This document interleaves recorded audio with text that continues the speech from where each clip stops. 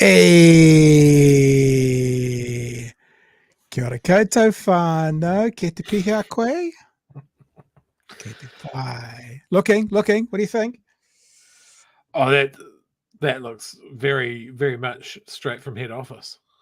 That's excellent. Straight from head office. Many of mandated crew uniform. And here we go, Chewy. This is actually yours. I haven't wiped any part of my body on it yet. Yes. There you go. Yes, is doing a lot of heavy lifting there, Pat. There you go. That is good. That's yours. And if you bought a T-shirt in the most recent merch drop, other than one person, it got sent. Well, it got put on the courier to be picked up tomorrow morning. Psych. So, as I said, I hope you'll have them by the end of this week. If you got a hoodie, I'm doing those tomorrow. Other than the couple of people who got the Left Vote, Left Win hoodie. Oh, good. This is excellent.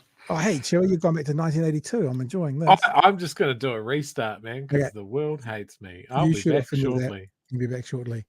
And if you didn't get a note, there's one person who did not get their T-shirt sent out today.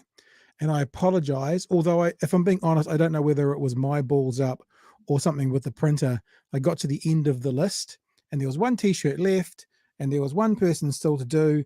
And the T-shirt said XL and the person ordered a 2XL.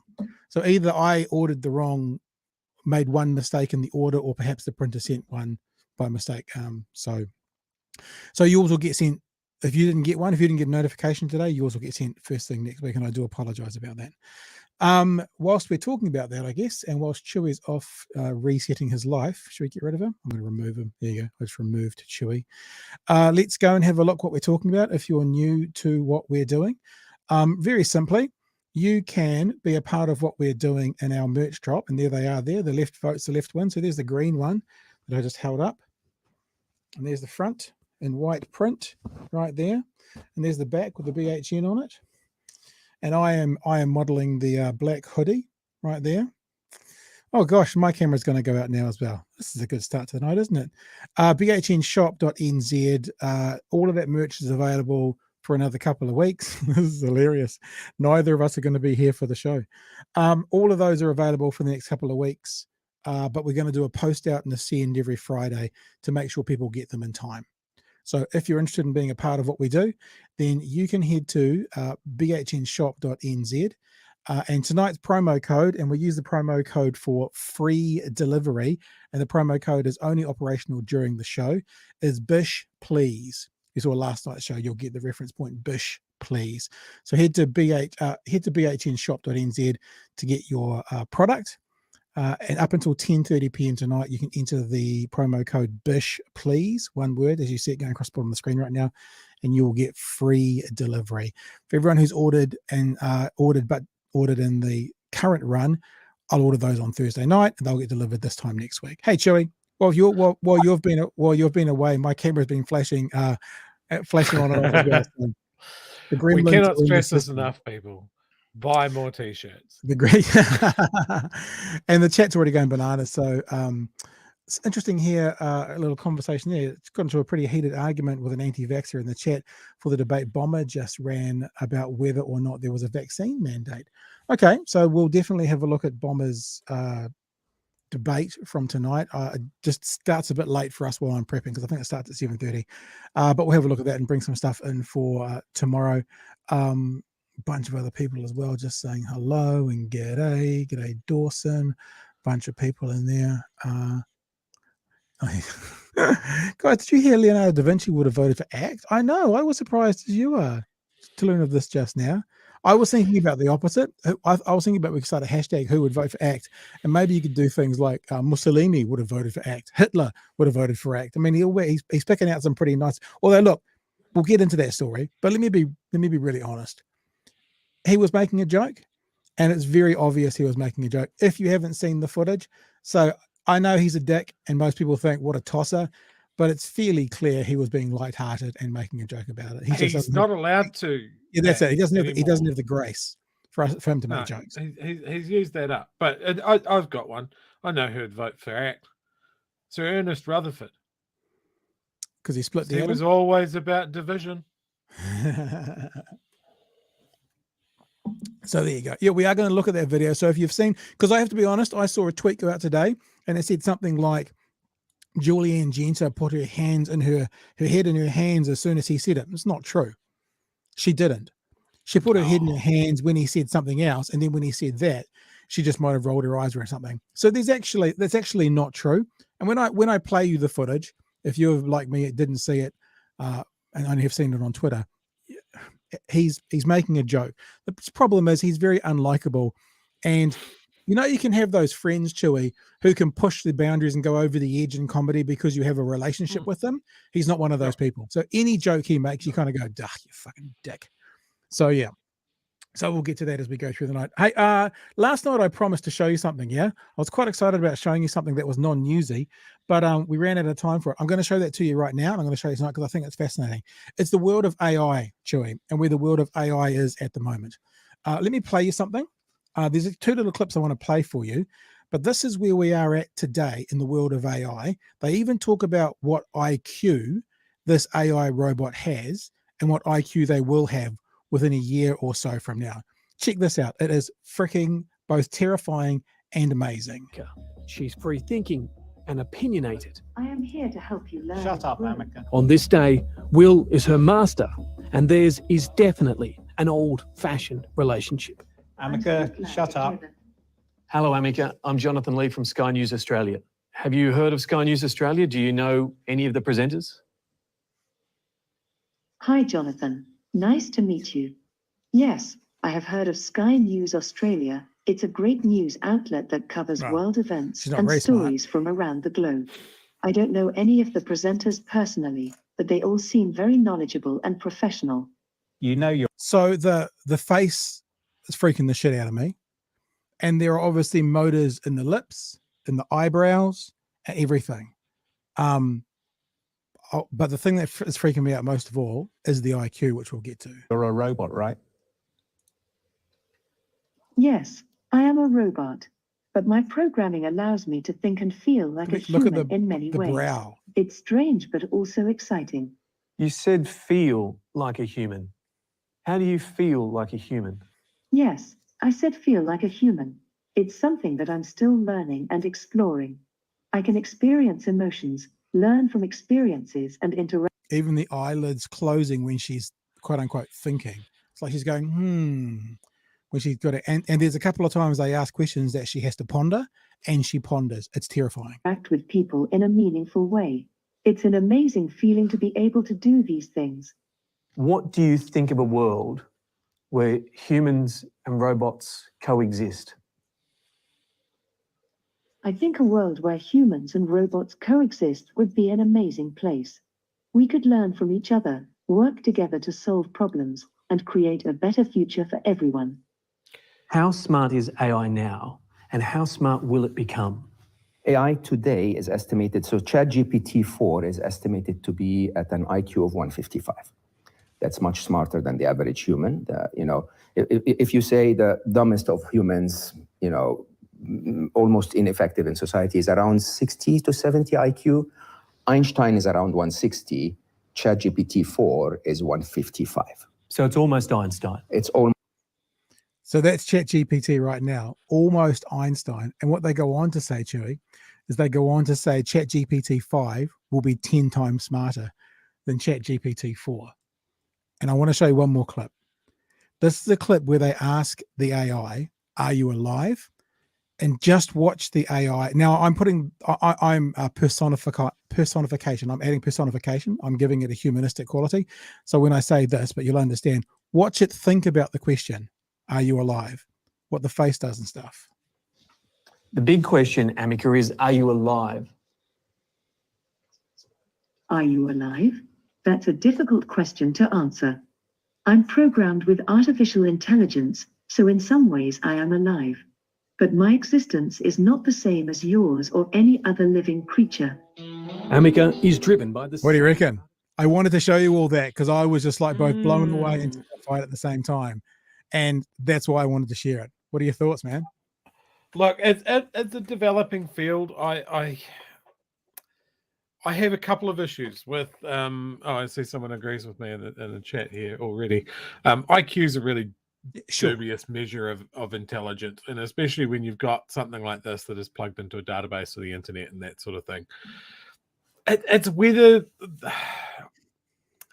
everything that we've seen, like ChatGPT, right? It is just crawling the internet. It is trying to find the answers to the questions that you ask. Is it independent thought? Or is it pretending to have independent thought? Well, that would be the truth in AI, isn't it? Because AI would have independent thought. Yeah. And I just don't think we're there. Or put it this way, there was a question in this one where they asked, what's your favorite Christmas carol? And the AI said, Silent Night.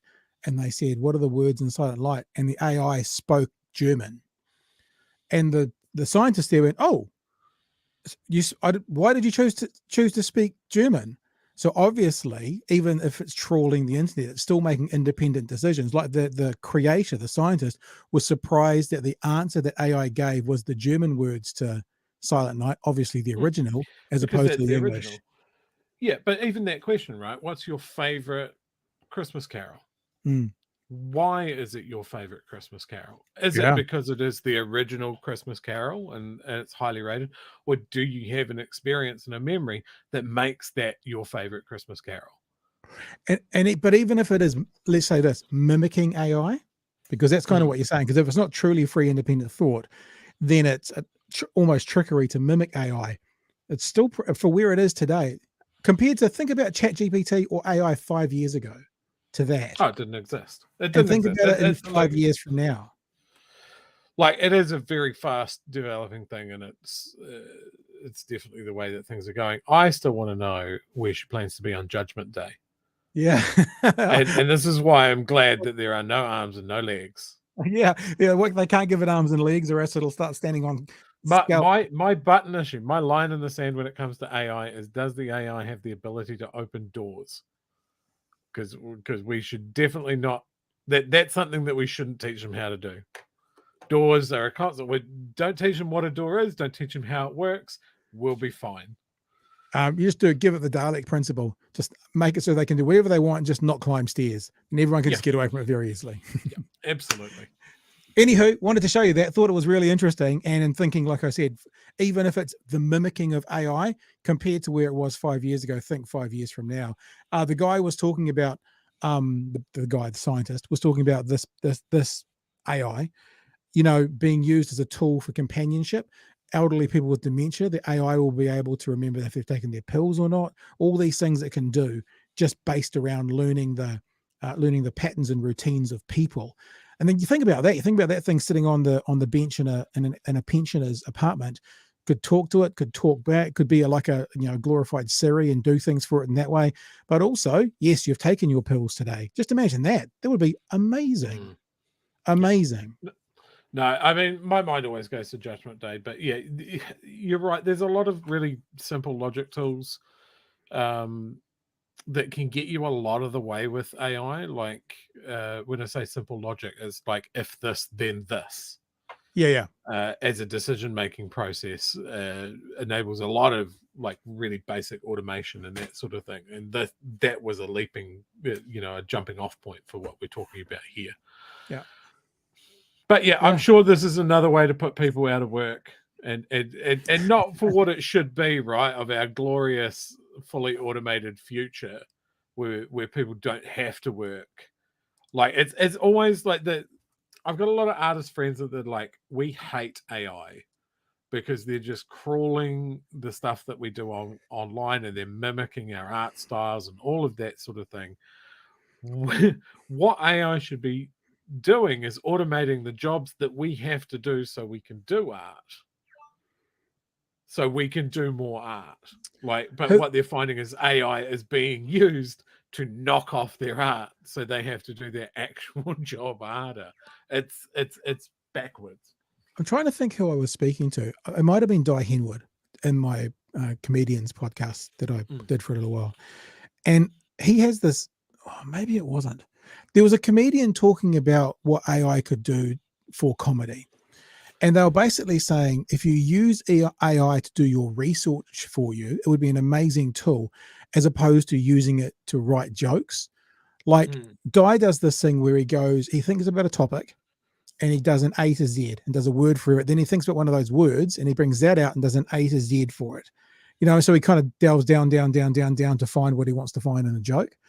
That's how he explained it, at least. I'm not telling secrets. I don't know if it's him or not, or maybe I heard it on a podcast, but comedians talking about using AI to do all that research for you to get you to the same place, but you still have to kind of control the AI like a glorified, search engine, but being able to kind of, not cognitively, but I guess computer version cognitively help you with the path to get to your end joke sort of thing. So yeah, it probably depends what is it going to be a quote unquote slave for us, or will it be our master at some stage? I guess that's what we're all wondering.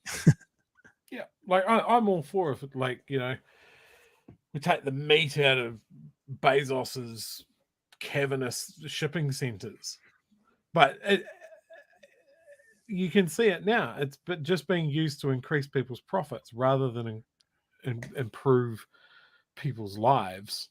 Yeah, it's just like when we talk about universal basic income, as we have a couple of times, right?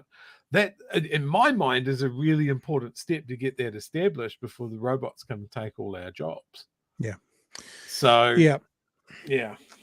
All right, now listen, let's pick up on a conversation that we had last night around Nicola Willis, around National, and around their idea for taxing foreign buyers. Remember, now this is now going off the top of my head, as we understand it right now, people from USA, UK, Canada, Japan, China, India, Australia, Mexico was in there. Mexico look like you won't be able to charge them tax on their foreign purchases. If you look at the poll from Roy Morgan tonight, which we will get to through the night as well, National and ACT together are looking better and better at the moment. We do know if the left votes, the left will win. It'll come down to whether they're going to vote or not. But should they be the next government, they have this plan to raise $750 million a year, and all of those countries I just mentioned are going to have to be out of the equation. It seems it would be. So I teased this last night, but late yesterday afternoon, we didn't include it in last night's show because we didn't have a spare 7 hours to keep going. China's actually started looking at what National is proposing, and I don't know if I'd quite go so far to say they're firing some warning shots, but they are taking some interest in the potential next government in this country and what they're saying about Chinese nationals buying in New Zealand. China's warned the National Party it's keeping a close eye on its plan to tax foreign buyers purchasing luxury homes. The party's been under pressure to explain how the plan doesn't breach international rules. Political reporter Amelia Wade was with Christopher Luxon in Hawke's Bay. This is Christopher Lux on. G'day, Tom. Look, it's Chris Luxon from the National Party here, mate. His first job campaigning was to meet with National Party royalty farmers. I think farmers have been treated as villains in New Zealand over the last 6 years. And for the past 6 days, when people say that, I always remind them that the outgoing president of Federated Farmers, when Jacinda Ardern retired, said the farmers are losing a friend in Jacinda Ardern. So this narrative has been sold pretty well by the right, when the lobby group, would they be the lobby group? The representative group of farmers in New Zealand seems to think that at the very least Jacinda Ardern did well for them. And that's his words. I've had a bit of an episode or two on Twitter today where people are telling me that I'm biased after I've put two quotes out. You put this quote here out, then this quote there out, and then someone says, didn't realize how biased you are. And I'm like, hang on, I'm just quoting two different people and asking what's the difference between them. Now I'm paraphrasing, but he did say that Jacinda was a friend of farmers, yet we still have this narrative that, National is the party of farmers, although I don't know if they're going to be that good for the environment, and surely the environment is good for farmers, Chewy. It's not even the environment. These guys completely forget the M. bovis outbreak down here. That National completely fumbled that they chopped biosecurity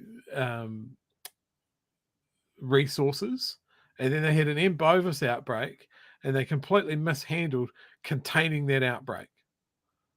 Like, I don't see why farmers just completely gloss over that. You had farmers down south that were just having to euthanize and burn their entire crop, their entire herds, and then their farms were quarantined, and that was because of National's mishandling of that. No, but Chewy, but they got to reduce their number of Eurocats by 0.1% and put it on a billboard. So all good, all good. All right, we'll keep going. National's been under pressure over its tax policy. We had advice from experts and lawyers before, and we've continued to talk to experts afterwards as well. So we had advice before on free trade agreements, and then when we realized there was these things called tax treaties that we had no advice on before, we got advice after. And it's a little bit like true. Sometimes we've said this on the show that I can't even think of a good example, but a politician or a public figure will say something and it's either just dumb luck that they hit the right thing with no research, or they completely balls up and they try and fit their answer into it. They try and make it true. It feels like they're now trying to make it true, National. They've ballsed up by not getting the advice before they release the policy. And now they're trying to fit the policy into the law, rather than making sure they're right with the law and then doing the policy. And it doesn't look like it's working. As we said last night, their expert said you will be able to tax people from China if they're residents in New Zealand. The legislation says, this is the legislation, the treaty says you cannot tax residents in China. So in other words, they're not residents of New Zealand, so you can't tax them. Although that's National's tax expert saying you can tax them if they're New Zealand residents, but they're not. They're Chinese residents, or they're Japanese residents, or they're Canadian residents. So their expert is actually saying as long as they're residents of New Zealand, you can tax them. But the treaty says the residents in our country shall not be taxed. So even their own expert, I haven't seen anyone else pick up on this, but even their own expert is kind of acknowledging that the actual treaty, the legislation, is what stands up at the moment, because they're not, a foreign buyer is not a resident of New Zealand by definition. They're a foreign buyer. All right, we'll keep going. Well, Talked about its plan to bring back foreign buyers, but only for luxury homes with a 15% tax. But National didn't get any formal advice on whether that could breach our tax treaties, especially with China, whose citizens could make up a third of the foreign buyers' national needs. And we are very confident and absolutely confident in our numbers and also in our proposal. And China's saying, you better be. The Chinese ambassador told News Hub we're studying the specific details and implications and hope the final legislation is consistent with the agreements that we've signed. Are you worried about how China might react to it? No, I'm not. Why not? I'm not, because we are very confident that actually we have done the work. The clause in So this is the horse shit bit. We are very confident we've done the work. Hang on, Mr. Luxon, you didn't do any work on tax treaties before you released it. How can you be very confident you've done the work if you didn't do any of it until days after you released the policy? In other words, no work was done. So this is a politician saving face. You know what? I would have more respect if they went, you know what? There was something we missed, but we're confident on reviewing it that it's still fine. That's not what they're saying. They're saying we did the work, and they didn't. They simply didn't, and we know they didn't, and they've said they didn't.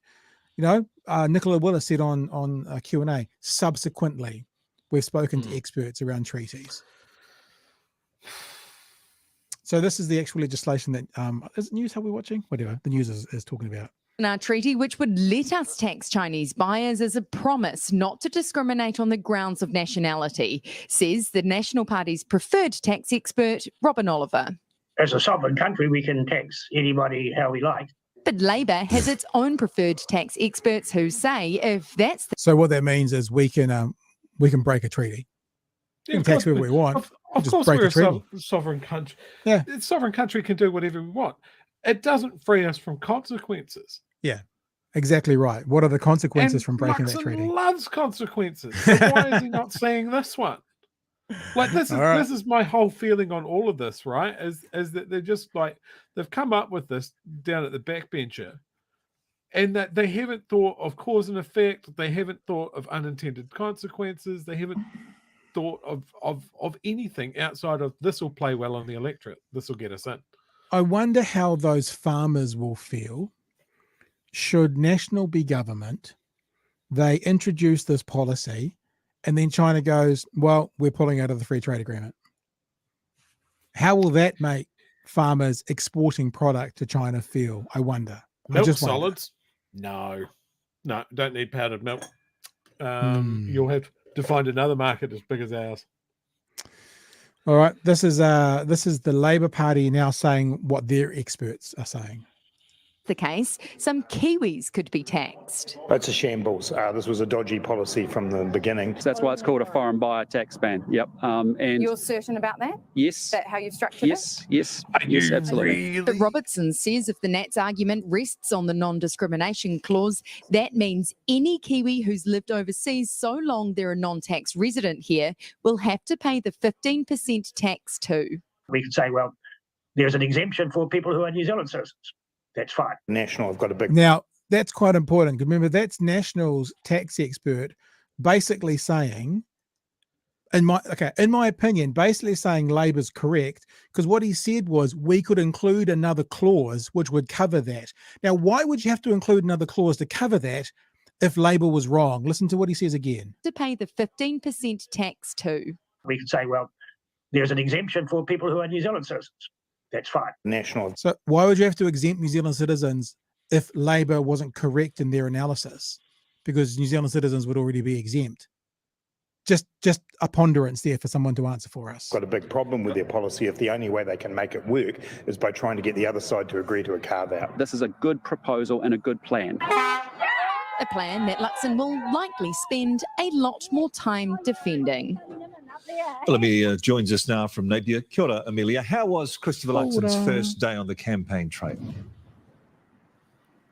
Well, he used it to come here to the Bay to announce that National would spend $7 million on setting up a cyclone recovery ombudsman who would resolve complaints. He was also totally on form, the epitome of an Energizer campaign bunny. He was relentlessly on message. He was running across the street to say hello. I don't think a single hand went unshaken. And at one point, he almost got a facial. He was so excited to check out a local business. However, the challenge for him now will be to keep up that relentless energy for the next 6 weeks. Yeah, I was wondering what that meant as well. He got a facial. I saw how you looked at that, because that means something very different in certain circles. He tried to shake hands and he got a facial. I'm not entirely sure what that means. I mean, maybe the voter that he was meeting was really excited about meeting. Totally excited. And gave him a facial. Very, very odd. A thought I've just had, right?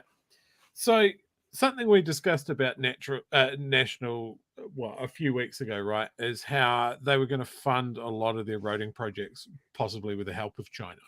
Yep. You know, buy in, however misguidedly, into their Belt and Road project. How does that work with simultaneously, can we please have money for bridges and roads? And also, fuck you guys. This agreement that we've thrashed out over, I assume, years and years and years, is now toilet paper because we've made some other promises. Like, and I can see the other thing, right? They're getting absolutely lashed on this because it's not going to work. So, and we know the numbers aren't going to work. And if they walk away from this, then this leaves, we're still going ahead with our tax cuts. We're just going to have to cut services even harder than we planned. And even harder than if this goes in and our numbers aren't right. Like, this is a disaster. Yeah. It's a slow motion train wreck. Yeah, and look, it's you're completely right, Chewy. I think that's exactly it. Nicola Willis really frustrated me in the Q&A program where she went, look, let's be serious. And she started talking about how, giving Chinese nationals an opportunity to buy. Of course, China's going to be into that. I'm not going to kind of do, the reds under the bed or anything, that kind of stuff from the bloomin' ancient past. But I don't get the feeling that the Chinese government in general is altruistic and are happy for their citizens to be taken advantage of just to let them back in our marketplace. And I think we've already seen that with that report that was from last night, but that we showed tonight. They're like, we're keeping an eye on you guys. And I think it's going to be, I think it's going to be bad. I think that, that the numbers don't work, and there's going to be a flow-on effect from it. And like, as you say, once they've made that guarantee, which they have, Nicola Willis again did it in the weekend, if they have to find that money and they can't find it from foreign buyers, they'll find it from cutting or selling. Traditionally, Chinese governments kept a very close eye on the National Party, with a former trained spy in the National Party. You can't get more obvious than that.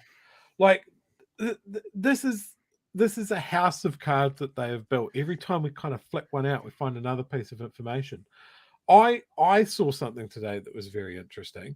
Yeah. There is a development happening in, I think it's Central Otago in Winton.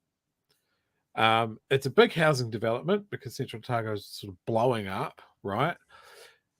Stephen Joyce is on the board, and pretty much every house in that development is expected to go for more than $2 million. Why do you think that they would be doing something like this to encourage foreign overseas buyers to come in and buy expensive houses again? Like, there's vested interests everywhere in this. And he was involved in the Sky City thing as well, which this is not from today, but it says this is from June. Big boost for Winton Land. Ex-Finance Minister Stephen Joyce becomes Director, Resource Consent win.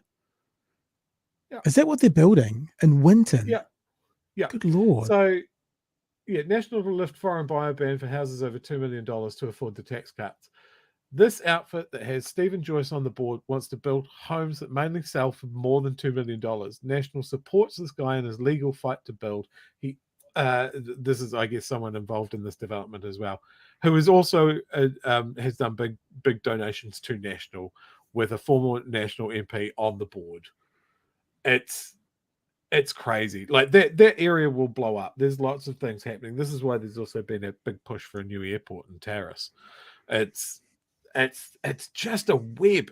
And Joyce was also involved in the discussions with Sky City about these overseas gambling websites. One other thing, I don't know too much about the story. I haven't read too much into it yet, but I just scrolled down and I saw one line that says RNZ reported this month how cash grab Waikato University had paid nearly $1 million to Joyce Advisory. So he's got his nose in that money. Oh, is that for the new doctor training facility? Yeah. RNZ obtained records detailing dozens of invoices from that business to Waikato University between December 2019 and December 2022, totaling $966,000. Tertiary Education Union organizer at Waikato University, Shane Vulgar, great name, said the union was shocked and appalled by the amount of money the university had spent on Joyce Advisory.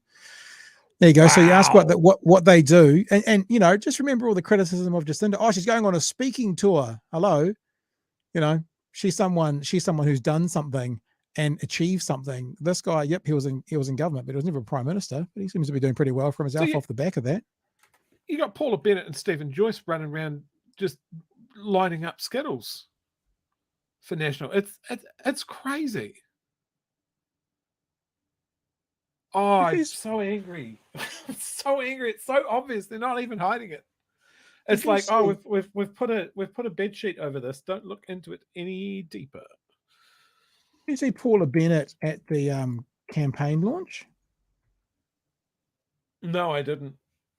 I wonder if someone had done something with some video online and to take the piss a little bit, because she was almost unrecognizable, which is fine. We all change, but I wonder if maybe it was. She's changed a lot. She had that I forget what they call it, but that stomach operation. She lost a lot of weight and completely changed her image. You can put two photos of her from today and like 6 years ago, you wouldn't recognize her. Yeah. Anyway, So that's what happening. It's happening with China. They're saying we're keeping an eye on you, national, and this conversation.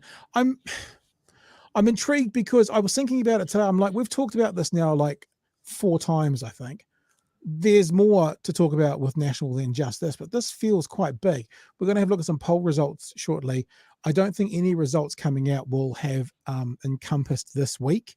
Maybe next week onwards, it will be interesting to see if they've done anything. Simon Wilson, a couple of months ago, was talking about how ACT could well be the big party on the right next election.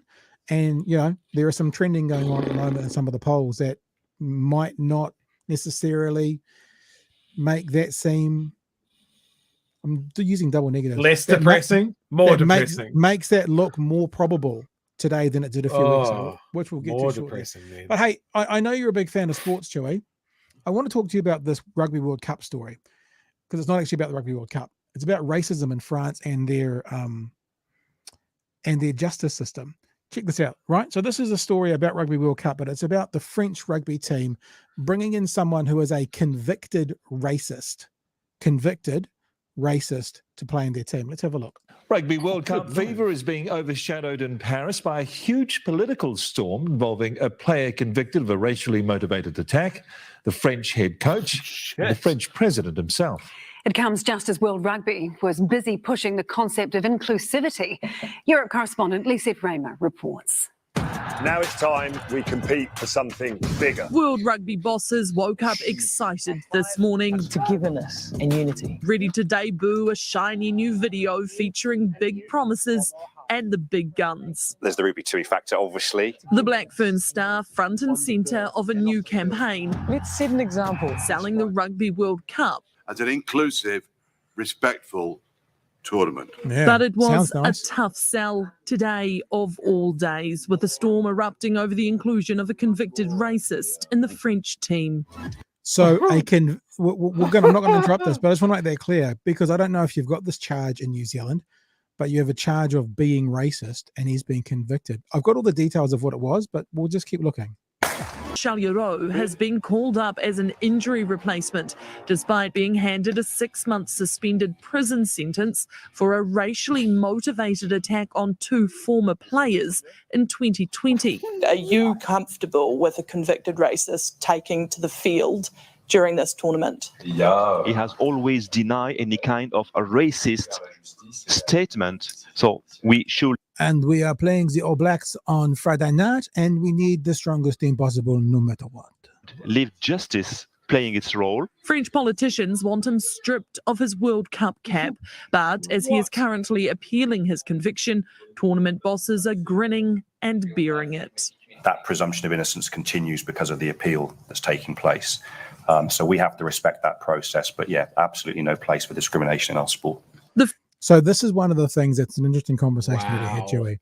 In France, if you get convicted, right, and then you appeal it, by law, you go back to being seen as innocent until proven guilty. I'm pretty sure it's unique to France. If you get convicted of a crime here in New Zealand, you don't get that presumption of innocent again when you go back. So he has been convicted. Your name. He's been convicted of the crime. He's had a sentence for that crime, but because he's appealing it, legally, there's nothing they can do because under appeal, he's seen as innocent, even though he's been convicted. I'll show you what he did shortly. Well, I won't show you, but I'll give you more details. We'll just get to the end of the story.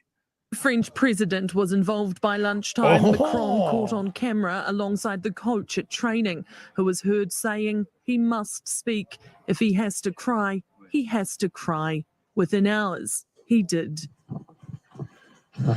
I am not a racist, the 31-year-old said. Rugby is a union of many communities, and that's the beauty of the sport. Tournament organisers are adamant this World Cup will leave a positive social legacy. Global participation in the game increased 11% this year. But for that growth to continue, World Rugby knows the sport must be safe, inclusive and sustainable. Doesn't matter what your background is, what colour you are, what religion, that actually when you put that jersey on, everybody to say. It's New Zealand. France will meet first this weekend, and interest in Thursday's team namings is now supercharged. Oh, geez, I hope he plays. Just one more thing for the boys to smash. You know, like you imagine the ability to have have a little bit more sort of fire in your belly. A convicted racist, far from the ideal candidate to be lining up for the blockbuster opener, let alone lifting the Webb Ellis Trophy at the end of it all. Well, it's So that's the story. Now, I went back to 2021, was it, or 2020, and actually found What did he do? Yeah, what he did, right? Because they keep also saying convicted racist, but he assaulted someone. So it must be like an addendum or a tie-on to it for the assault. Yeah, so a race-based attack.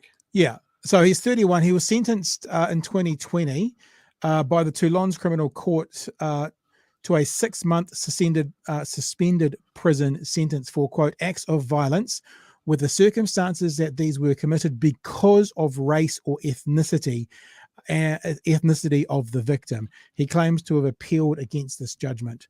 The facts date back to the end of January 2020 when Charlou was accused by 2 former rugby players of having assaulted them after an evening in Toulouse. We were going to go down to Jean Girard's parking lot. I'd heard a person shouting, "How are you Googlings?" Must be a racial term or something. I turned around and saw a big guy. He was constantly continuing his racist insults. I wanted to turn around and he punched me with all his might in the jaw, said one of them. Yannick Laguerre in the columns of the regional daily La Dépêche du Midi, which is obviously the newspaper. So he punched him in the face, and obviously the accusation is with racial undertones to it. But as I said, I know you love your sports ball, Chewy. There's this thing called Rugby World Cup starting this week. But to me, this is also a really interesting story about the justice system in France. You've been convicted. You've been given a sentence. When you appeal it, you're going back to being innocent. And because he's innocent, they can't leave him out. Because if they left him out, that would be discrimination. Well, you could always leave him out, can't you? You can go, Yeah. oh, sorry, man. Well, it's this like you guy couldn't. Yeah, but you is couldn't. slightly better than you. You couldn't say that's why you left him out. That's the thing. That's No, like of course not. discrimination But there's based on always sex. like You couldn't say to someone, you can't be my flatmate because you're a guy if you're a bunch of girls, because that would be discrimination. But you can say, oh, we found someone better, even though it might be because he's a guy and you want a group of girls. So yes, you're right. But what I'm saying is that they can't legally discriminate against him because he's seen as innocent, even though he's been convicted. It's weird, eh? It's a weird system. Yeah. Yeah. You going to watch Rugby World Cup? If it were me, obviously, very realistic thing. If I was the selector for the French national team, I'd go, whoa, that guy's too toxic. Find a reason, pick someone else. This one's bigger. I don't know, faster, easy. We'll avoid this. He's not in the World Cup. Job done. Going to be very interesting to see if he gets selected. For people who are following Rugby World Cup, and I will be, Chewy. I think the game in New Zealand is on Saturday morning, New Zealand time, Friday night in France, in Paris. And if he's playing, like I said, it might just add a little bit of venom. I mean, some of our bigger boys who have a bit of melanin in their skin from various Pacific Islands or from here in New Zealand might just find an extra bit of gumption for a particular target, should that be the case, maybe. Remember the Rainbow Warrior. Yes, that's the main reason. We're still remembering that, right? Let me say a big thank you to JK and to Adrian, who have bought some product tonight, who have come on board and bought some merch. If you're interested in getting some merch tonight whilst we're on air, because we are live, then you need to head to bhnshop.nz, and up until 10:30 tonight, if you use the promo code BISH, please, BISHPLEASE, then you will get free delivery. I noticed some people have been choosing not to use the promo code. I'm assuming that's by choice because you're wanting to help us out. That's great, but we do it so you can use it, so feel free. bhnshop.nz, and the products you order this week will getting ordered by the printer this Friday. And as I've said earlier before, if you're just joining us now, I sent a bunch of stuff out today from last week's order. So we're going to get them out as quickly as we can, especially the ones that are, associated like these if the left vote ones with the election cycle. We'll get them out as quickly as we can. Right, Chewy. So this is the so Thomas Coughlin is the deputy political editor at the New Zealand Herald. He's into politics, transport, climate change. How can you be into climate change? That's weird. And business. I write the Thursday column. He put out a tweet today that said, David Seymour says Kate Sheppard would have voted for ACT. Julianne Genter, sitting beside him, literally puts her head in her hands. So let's have a look at the conversation. And that was the thumbnail from today, was that photo right there. It's actually not quite true. She did put her head in her hands, but she didn't do it right when he said that. But let's just have a look. There's lots of reasons to put your head in your hands when you're sitting next to Seymour, though. I know. I think that one of the best things about COVID would have been you wouldn't have had to have got within 6 feet of Seymour ever. That would have been perfect. It's a good reason for COVID. So let's have a look at the conversation that happened around David Seymour thinking Kate Sheppard's going to be an ACT voter. And the idea that, because every other party, okay, no, I know it all. Look, I think the idea that just because other countries do something, we should too. Well, I'm damn glad Kate Sheppard never listened to that logic. Actually, sometimes we can be in a better place, and sometimes our policies are right. And the logic of a capital, and she was alive today as well. David is Nelson. You know what? I've read some of Kate Sheppard's quotes, and she believed in universal human rights. She opposed racial discrimination. I suspect she would be voting for you're us. not so sure about that. we now officially have our headlines. She also, although, can I say that she was also in favour of prohibition of alcohol, so maybe she wouldn't. I don't know. Maybe she'd be voting for Chloe and the Greens and all the other Walesers. I don't know. So it's fairly obvious. Yeah, it's fairly obvious. He's making a joke. Such a dickhead. He's making a joke. We can see that. And I guess, to be honest with you, I did a little bit of a storm in a teacup. I don't think there's too much in it and all that. But it's just maybe read the room. I wonder if he's doing it on purpose, because you might have missed it. But in the background, someone threw a comment at him after he mentioned Kate Sheppard about, so I guess she would vote for you as well, referencing back to the Nelson Mandela conversation. And that's when he came back with it. So, I mean, he comes across as a dick, but then he always comes across as a dick. I just want us to see it, because I think the truth is, if somebody tries to sell the narrative that he was being serious, he obviously wasn't. Although, Shakespeare, I think is it Macbeth? Jesters oft prove prophets. Or King Lear, maybe it's King Lear. Jesters oft prove prophets. We often say many a truth be told in jest.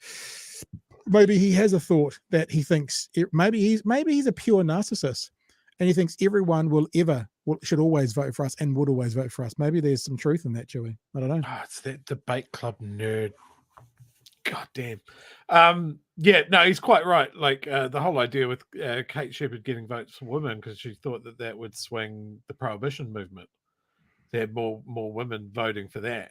So yes, the alcohol lobby, they're fans of ACT. So I don't think Kate Sheppard would be. I think he's quite right in that regard. And also isn't he wanting to get rid of things like the Ministry for Women? Yeah, it's exactly what I was going to say. Bingo.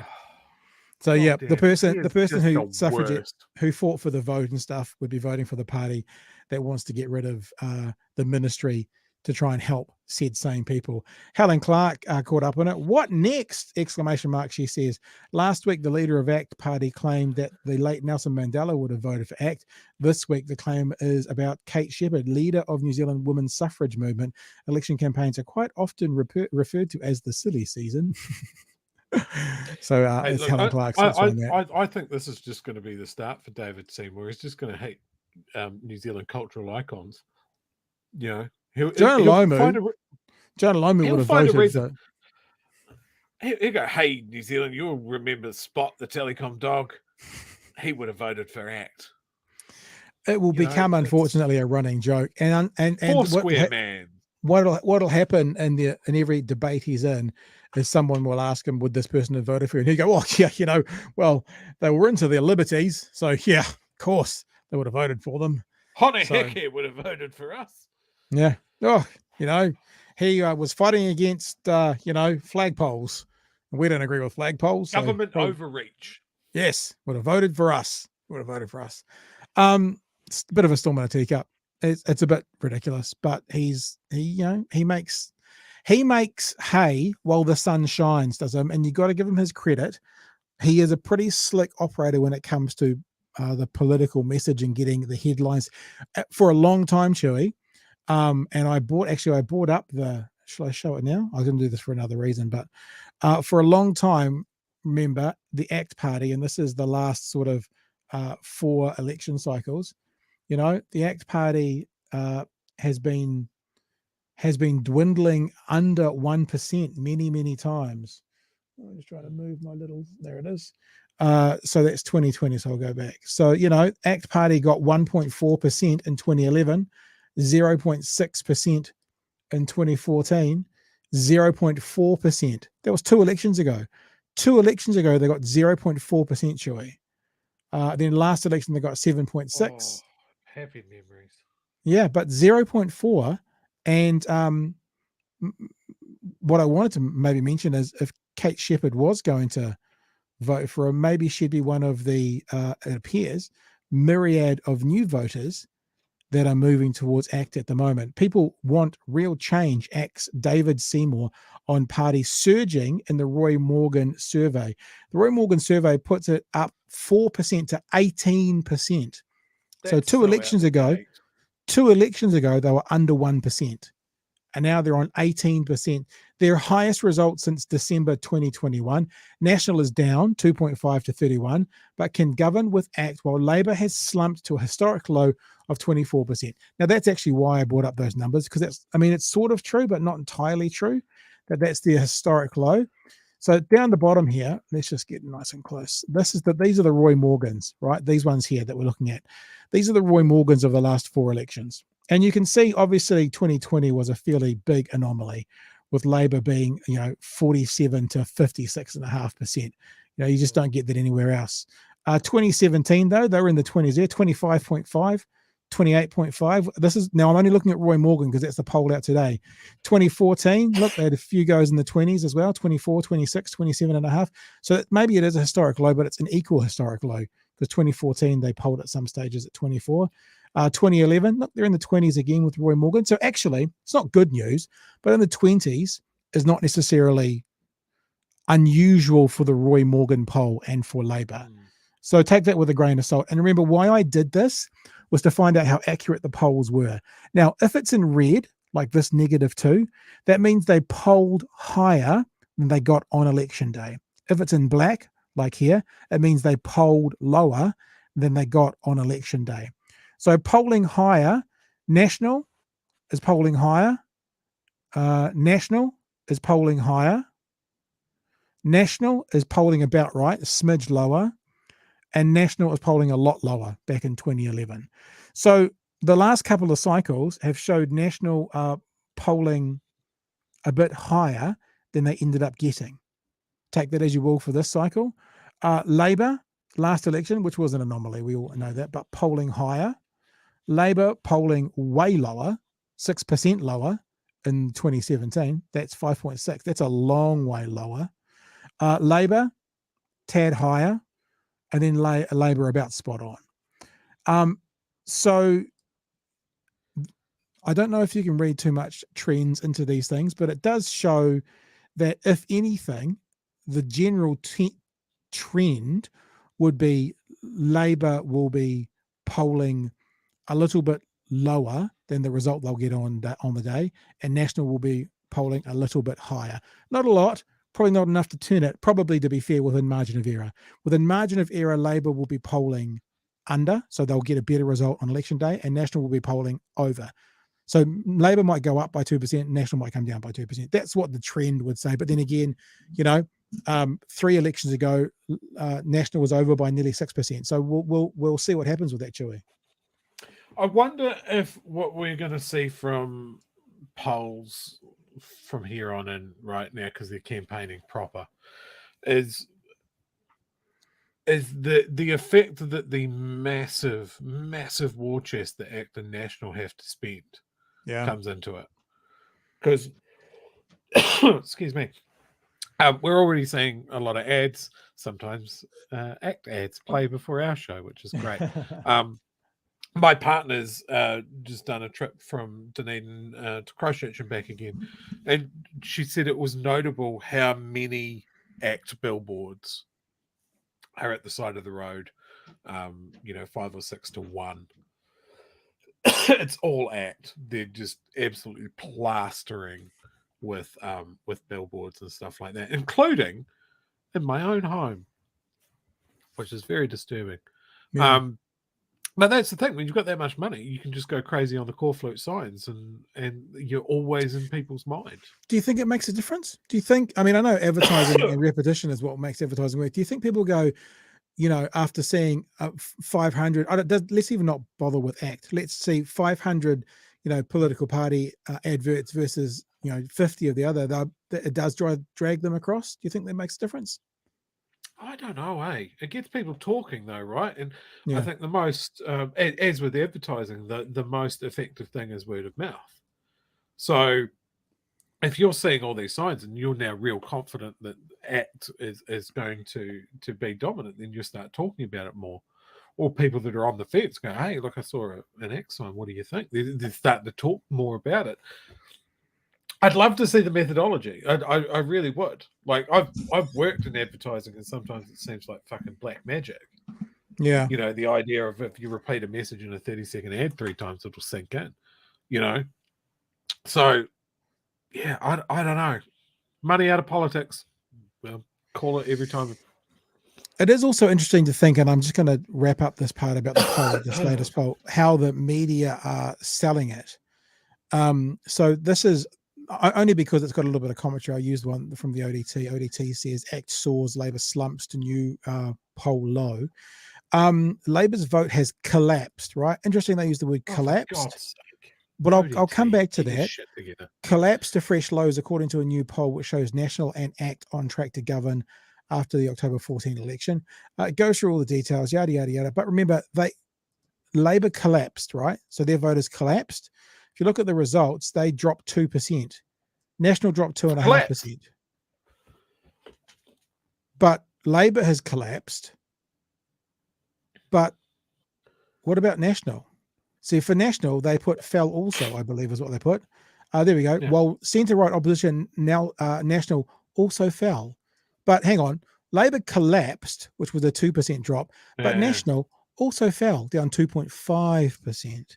Now, they might argue and say, well, we're tying it into the low they've got of 24, but that's not how you read that. Collapsed means to fall. So they fell too, yet National fell more, and they didn't collapse according to the story. But the actual results are National on 31, down 2.5, Labor 24, down 2, ACT up 4 on 18. Now, the other thing to think about is also trends versus anomalies. Is this a trend, or is this one of those polls where you just happen to have the right people that have supported ACT more than National? I'm not trying to sell this as maybe Labor's doing better. I'm not doing that. But we'll see in the next one if this is a trend up for ACT or whether it's an anomaly that they got such a jump. But the Greens are also up 3.5 in this poll as well. New Zealand First, 5.5, so they're over the threshold in this. Māori Party down 2 and Top down 2. So, more downs than ups. That's down 4.5, 6.5, so 8.5 overall down. And you can almost see there's 8, up 8 and down 8.5. So everybody's just hitting that narrative, man. It's always the thing. It's like Labor's crashing and Labor's death spiral, all of that sort of stuff. And it's, I just wish these guys would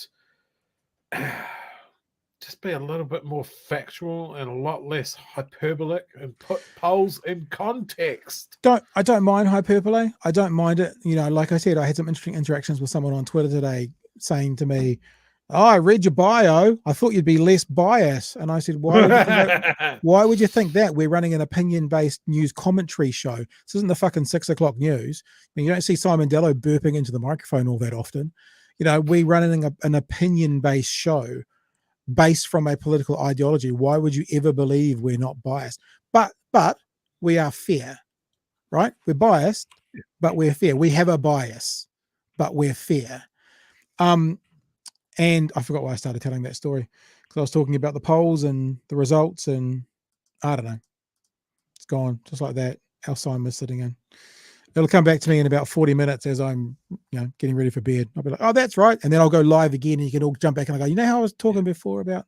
We should that have thing? something like that. BHN Channel 2, which is just After basically the shower thoughts we have after a show's finished. I'm like, oh fuck, that was the point that I was going to make. You come on, and you give everybody gets notified because they've all hit the subscribe button, right? And it's like, BHN shower thoughts is that. So why, people in the chat, why would people be talking about ACT being the dominant party on the right? Yet the last time I asked this question, we seemed to speak with one voice saying that the Greens will not be the dominant party on the left. Now, I think a lot of people on the left are disillusioned with Labour. I know I am, although I didn't vote for them last time. But thinking about a government that had a majority that could have done anything to change the direction of this country, to bring in change for everybody, and just didn't do it. Now they're going to argue COVID, yada, yada, yada. I'm going to argue missed opportunity. So there's lots of people on the left who are disillusioned with Labour. Why aren't we having the conversation also that at the next election, or maybe the one after, could the Greens be the party of the left? Just like we're saying, could ACT be the party of the right? Simon Wilson called it 3 or 4 months ago, before anybody else, about ACT.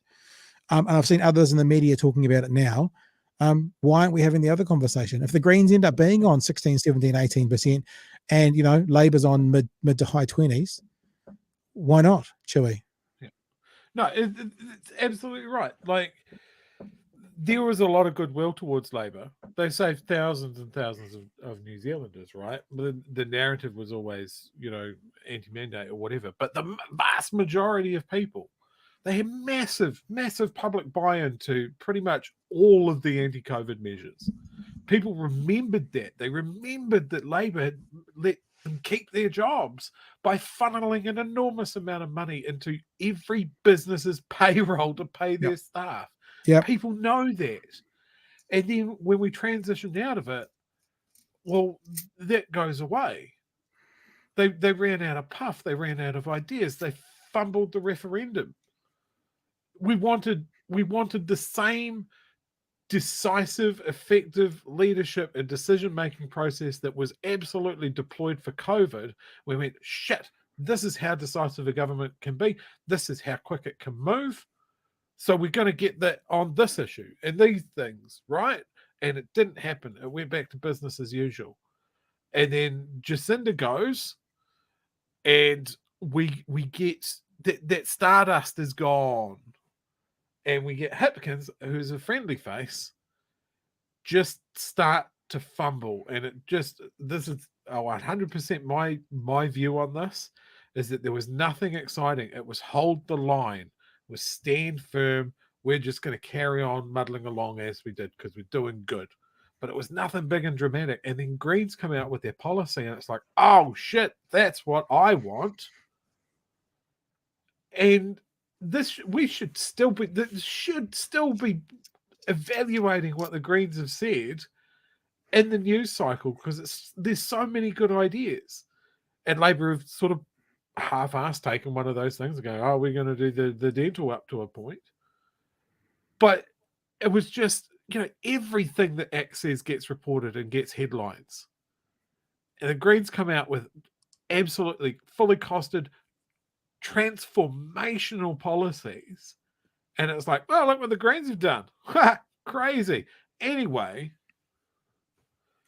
it's fucking mental. And yet everyone I talk to in my friend circle, the conversation is, I wonder who I'm going to vote for, Te Pāti Māori or the Greens. That's my personal echo chamber.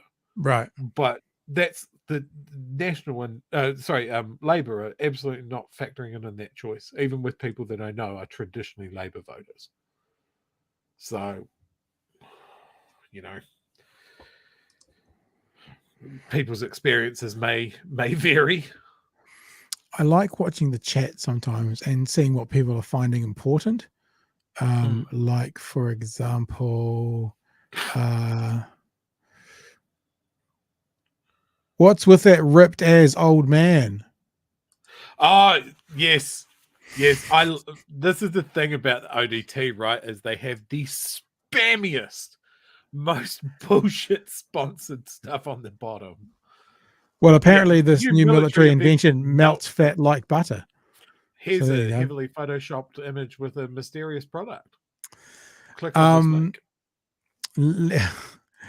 Chat GPT would vote for ACT. Just goes to show having a massive war chest helps with the megaphone. Yep, that's talking about the advertising. SRM says, just discovered you fellas tonight. Been watching a bunch of your recent vids and just found the live stream. Awesome stuff. Glad to have found you. Cheers. SRM, welcome to be on board. We're here Monday through Thursday, 9 p.m. And we occasionally do a Friday night if we get a chance for a long form interview or something. And if you are watching right now, maybe it's a good time to remind you to subscribe to whatever platform you're watching us on. And if it has some kind of notification, like there's the bell on YouTube, you should definitely click on it, because coming up to the election, we might do the odd show here and there that won't be at the regular time. It just means you'll know when we're going on. Luke says people are going to ACT as a protest. Interesting, they've done that to the Greens before, where the Greens got a very good result one year, and then the next year, the next election, they came back to Labour. So if that holds true, maybe they'll go to ACT and then come back to National, perhaps. Seems like Labour became scared of its own shadow, says Disaster. Dr. Rat Riesel says non-partisan media. Ha! Yeah. The thing about being partisan, and this is the thing that I love, like when people shoot your ideas away because you're a lefty. It's like, I said it to people today on Twitter. I said, just show me where I'm wrong.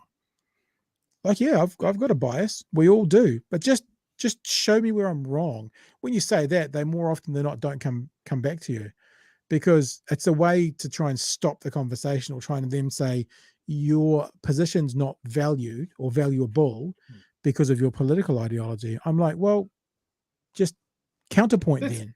There's Counterpoint. nothing, like this is everything we do, right? There's nothing wrong with an acknowledged bias. We're upfront about it. Yeah, where our leanings are and our sympathies are, right? Where I have a problem is we are completely unbiased and impartial. That is impossible. I was going to say probably impossible. It is impossible. Everybody has a bias. Of course.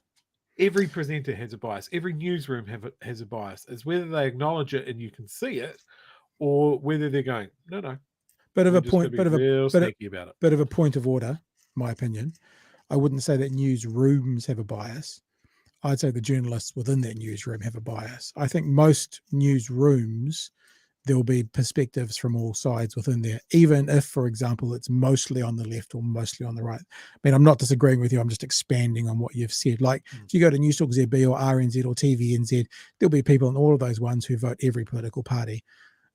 So it also, I mean, we saw that at RNZ with some Russian disinformation coming out. You know, there's people who have agendas in every newsroom, and there are people who have bias. We just say what ours are. We do the fucking political compass and we put it up and say, this is us. It's about who your husband is. Yeah, true. Liam says, so sad to see Top floundering. They've always had such good policy and totally funded by regular people. Now, I was talking about Top with someone the other day. Go on then. Similar sort of conversation, right? Policy seems real good. And why don't they get as much play? And we've had Ref here on the show, and I think he's got some really good ideas. He puts them forward in a really good way.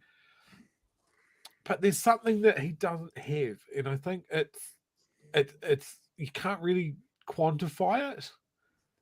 You know, it's almost like and I hate saying this because there's nothing wrong with being an intellectual, right? But it's almost like he's too intellectual, he's too cerebral.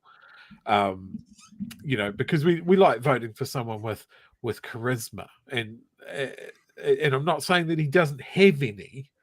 It's a weird combo that just doesn't really grab people in the same way as someone like David Seymour or Winston Peters getting up and saying some showy bullshit or some headline grabbing nonsense. Well, if they want Top to get in, they should figure out how to do a deal with the left. But because he's sitting very much on the fence, saying they can, my feeling is Top is socially liberal and fiscally conservative. I think that's how they sit in the middle.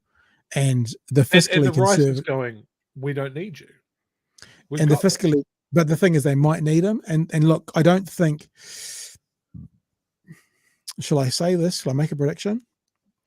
I don't think ACT and National will get there alone. I think they'll need a partner if they're going to get there. And if Raf's there with one other person and they get to 59 or even 60, he could put them over the line. I just don't, I mean, like, because at the moment the margin is so thin and we've got the whole campaign to go. Mind you, I'm also thinking if the campaign goes even worse for Labour, maybe they can get there more easily. But that's my prediction, which could be wrong, is that they won't get there alone. There's a prediction. If it comes to the right forming a government and their choice of Winston or Raf, I know who I'd pick. Yeah. Of course. You know, just because Winston is a toxic bloody storm system. But that's unfortunately, and I like Raf, and I agree with that message as well. That I like some of their policies, but that's one of the reasons I personally can't vote for Top. It's because in that situation, he could be there to put a right government across, and I can't put my vote anywhere that's potentially going to help the right. I know that Labour's not going to help the right, the Greens aren't going to help the right, Te Pāti Māori is not going to help the right. Right? New Zealand First will only help the right, and Top might help the right. Yeah. So I mean, like, and this is nothing personal. I mean, I've said this to Raf when we've talked to him, right? And because I actually like him, and when he talks, I feel like he's kindred with a lot of the issues that align with me. It's purely and simply for me a political thought that if he was put in a position, even if it's only a 1% chance to put a right-wing government in because he said he's going to sit on the opposing benches, I can't put a vote forward for that. That's it. And I think that actually it's what Winston Peters did in 2017 when he put Jacinda in. He went against the will of his voters, and he did that just to stick it to National, right? It's completely selfish and self-centered. And that's what happened. Now, I think if your political party you're voting for, if it's one of these fringier parties that could help get a government in, you should know exactly where they're going to go before you vote for them. Or as you might be voting for them to give the side you don't want to run the country the foot in the door, unless you are literally in the middle and you go, I don't care, both sides are the same to me. Sure, but I don't think that's many people. Costo says bias is one of the most misunderstood words of our times. Vicky says Roy Morgan polls are the worst. JN just says Rimmer is a smeghead. Yes. Some advice for Rasian. Would it be considered vandalism if a blue taste, if a blue taste laminated sign to a national hoarding. Blue tack, the laminated sign to got a it. national We're with hoarding. you. That said, vote green for a bigger tax cut. Speaking hypothetically, of course. Well, I don't think it's vandalism if it can be removed. No, that's freedom of expression. Spider Hoof says license. there is also a lot of people with incredibly short memories, both by way of forgetting all Labour have done and how shit National are at everything except making themselves and the rich richer. Can I say as well, there's been well over 100 text messages that have come through since I've put these ones in the chat, so I haven't seen any of the next 80, Chewy. If there's any there you want to put out after this one. It's so fast. You guys pointed out the Greens problem a few episodes ago, no ability to mount a strong offense. Yeah, I don't know if it's a problem. It's more of a thinking. Like if ACT and the Greens end up on a similar percentage, then actually, you know, why can't we talk about the Greens being the next powerhouse? It's not even necessarily what I want.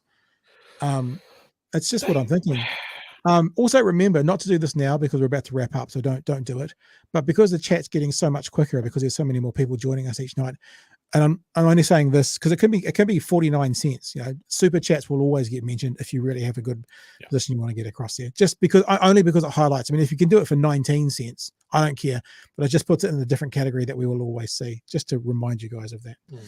I mean, there could be $99 as well, but you know, we're just saying. I mean, it could be 9 cents. I don't know what the lowest is, but no idea. Go, kids, go and get your dad's credit card. Don't do that. Don't do that. People are mentioning Liz Gunn. Don't listen to him. So people are mentioning Liz Gunn in the chat. Did you see one of her pledges is to build a bridge between New Zealand and Australia, like to drive on a bridge, not build a bridge, not like relationally, but an actual bridge between New Zealand and physical bridge. Oh man, she thinks people are coming to kill her as well. She used to read the news, man. It's crazy. Anyway, can't see it. All right. If there's anything else, Chewy, you feel free to get it out there now, or else I'm going to wrap us up. I'm going to say one thing. Me and some friends had a very optimistic first summer barbecue of the season. Oh yeah. So whatever the calendar tells you, summer has started. Get out there, kids. Well, Shorts I went to the warehouse the other day to look for some like plastic buckets, and fucking Christmas things are out. What the fuck? Yeah, they had those. They were Chupa Chops ones. You know, my mum used to send them to my kids every year. You know, you open the doors and little chocolate inside, whatever they're called, Christmas calendars. There was Chupa Chops Christmas calendars for sale, and I looked at them and went, "What? Burn the place down! Burn the place down!" So I like what Roger said, and if you missed it, putting up there, Chewy, about the bridge to Australia as an EV would never make it. It's fair. Of course, if you want to know what else wouldn't make it, it's the bridge. All you need to do if you want to understand it is have a look at Dunedin's waterfront, where you have an esplanade by St Clair Beach that had stairs going down to it, and just through the waves, concrete stairs, you know, massive. Gone. Aren't we two different plates? They're just gone. They're just gone. Oh, that's it. Advent calendar. Thanks, Ava. Advent calendar. That's right. Yeah. So there you go. All right. Thanks for being with us tonight, guys. Thanks again to the people who have bought some merch this evening. That promo code will be live for about another 15 minutes. Bish, please, is the promo code. And it is, of course, bhnshop.nz. There is BHN merch in there. I spoke to the printer again today about caps, because a lot of people are asking me about caps. He's going to find out today. So probably the next time I talk to him, which will be maybe Friday, I'll have some information for you. I've also got some other merch. You guys know about where are my stickers? This guy, nipple tassels. This guy, that guy, Beardy Man. I've got t-shirts and caps with him on it as well. And what I might do in the lead up to Christmas, I thought about a Christmas t-shirt. Have yourself a very beardy Christmas. What could we do? Something like that. But I've got some caps and some t-shirts with the Beardy Man on it, and might do next month, like some merch, and we'll throw in a free cap or something with it as well. I don't know. We'll figure it out. We'll buy 2 get 1 free, something like that. I don't really know, Joe. I've never really done this before. It's all a brave new world. Hey, if you're new here, if you're just finding us, hit that subscribe button, hit the like button, share, annoy all your friends. Tell them that you learned some stuff and now you're a smart person because you listened to us, because that's how that works. And follow us on Twitter. I don't know if you noticed today, Chewy, but I was pretty active on the old Twitter, getting a whole bunch of clips out there based on our conversation around Nicola Willis last night. Yeah, and there's some more clips to come. Yeah, and also for those who are new, this also becomes an audio podcast. So you can go to Apple Podcasts, is probably the easiest place, but we're on Spotify as well, and Google Podcasts, and you can subscribe to the podcast. What we also do is we also do clips on the podcast as well. So right now, as we speak on Apple Podcasts, there's a review that says, I really like the shorter form stuff because I can pick and choose what I want to hear, which is why we do it. So a long interview, that'll be up there as 20 minutes. The clip with Nicola Willis last night, I think was 37 minutes. That'll be its own independent thing. And I typically put those clips up over the weekend so you can enjoy them at your leisure. So there you go. All right. I think we're done. Anything else? One thing. We talked about the CTU and their attack ads yesterday.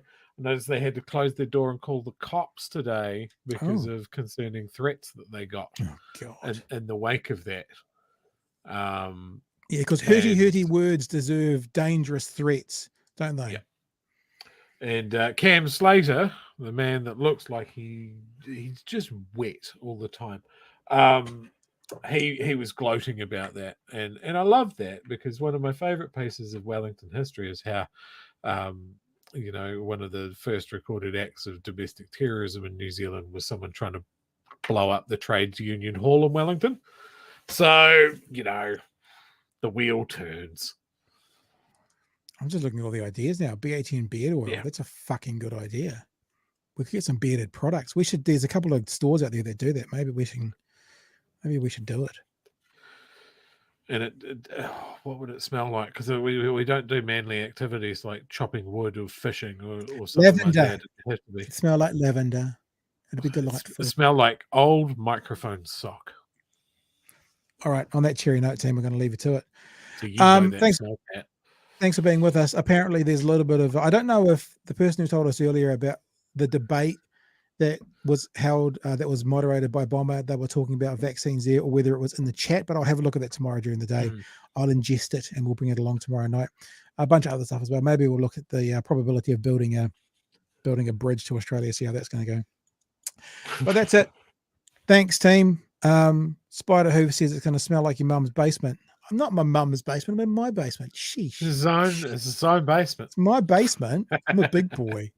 All right, team. All the best. We'll catch you tomorrow night from 9 p.m. for another edition of Big Hairy News. Hooroo.